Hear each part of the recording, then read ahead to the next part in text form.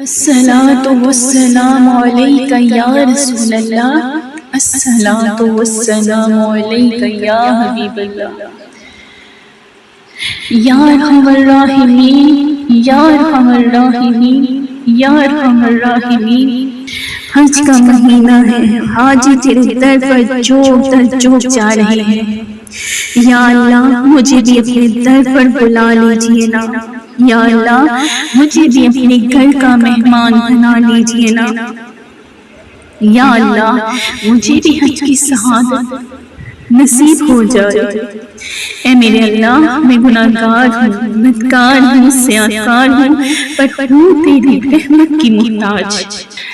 اے اللہ بنا دے وسیلہ ہمارے پیارے حبیب حضرت محمد صلی اللہ علیہ وآلہ وسلم کا صدقہ، بنا لے وسیلہ مجھے اپنے اور پیارے محبوب حضرت محمد صلی اللہ علیہ وآلہ وسلم کے در کا مہمان بنا لیجیے۔ یا اللہ یہ دل رو رہا ہے، یا ارحم الراحمین یہ دل تڑپ رہا ہے، آنکھوں سے اشک بہہ رہے ہیں، پر میرے اللہ یہ دل یقین کے ساتھ دعا کر رہا ہے کہ یا ارحم الراحمین تو وسیلہ بنا دے گا اور مجھ گناہگار کو حج کی سعادت نصیب فرما دے گا انشاءاللہ۔